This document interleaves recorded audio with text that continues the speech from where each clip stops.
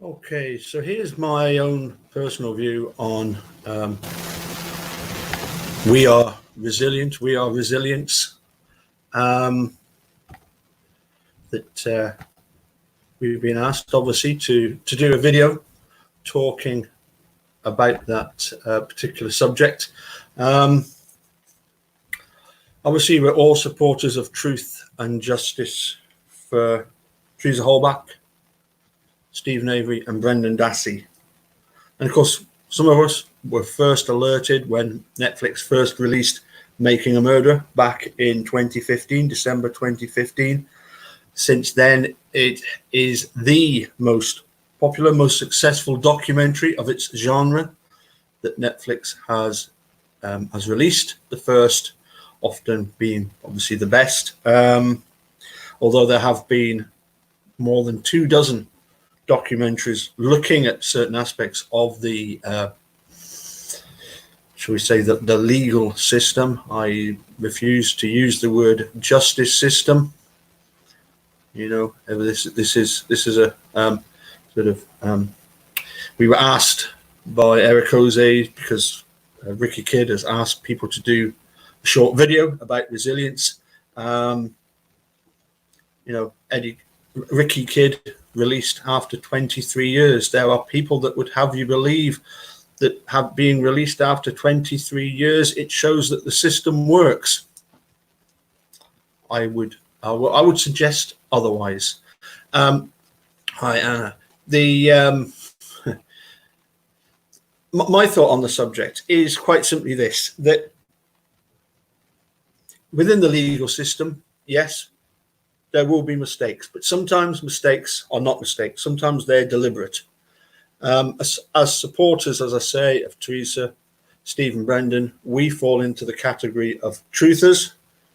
There are, unfortunately, people out there who do not, for whatever reason, whether it's because they've got a vested interest or because they just don't like the idea of innocent people being proved innocent, having previously been proved guilty, or having been accused and tried and being found guilty. So as I say, we put up as a truther community, we put up with a lot of abuse from guilters.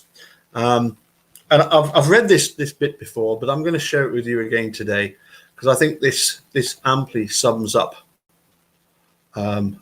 certainly my thoughts on the way in which the guilter community portrays itself.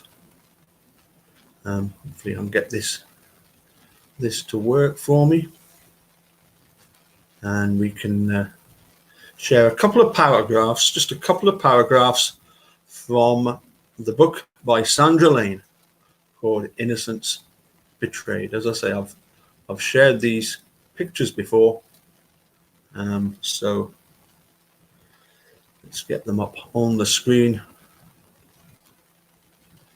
and have a look through these.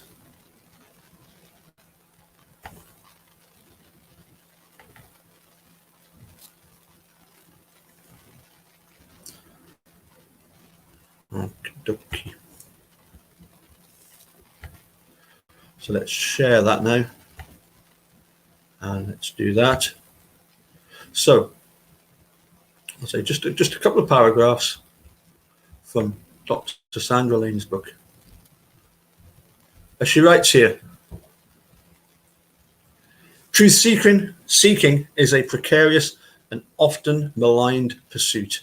To be labeled a crazy conspiracy theorist, interfering do-gooder, fame seeker, evil bitch, murderer lover, sicko, these are the reactions of many who are afraid of the truth. That fear is understandable. We believe that justice and those we trust to take care of justice for us are the very foundations on which our safety and security are built. If they cannot protect us, who can? But those who react so negatively out of fear miss the most central point of truth seeking.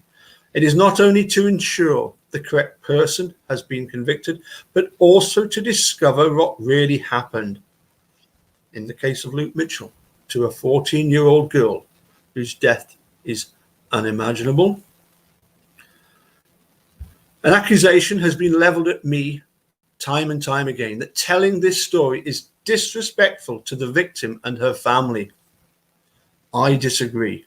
What is disrespectful to anyone is accepting at face value information which is demonstrably false, scenarios which make no legal sense, and gaping holes covered over to shore up weak and questionable explanations, especially when that information, those scenarios and explanations, are used specifically to bring a false sense of closure to the grieving and bereft, and at the same time to rob innocent people of their freedom. I don't think there's any doubt about it. When it comes to being resilient, Steve and Brendan supporters and Teresa Holbach, justice for Steve, Brendan, and Teresa are the most resilient out there. We've been around here for well over 4 years now. We're not going anywhere. We're going to keep talking about the case. And I, for one, welcome the fact that Ricky Kidd is out there doing videos about his own situation, having been released. He's with Eric Jose later on this evening. I doubt whether I'm going to be awake at 2:30 in the morning to watch him, so I will probably watch later on. So yes, hi Anna, hi Sharon, hi Phil, and hi Jane. I think everybody in this community is pretty resilient. That would be my take on resilience.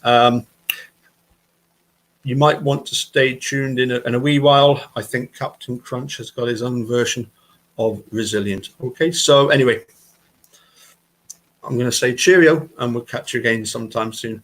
Bye for now.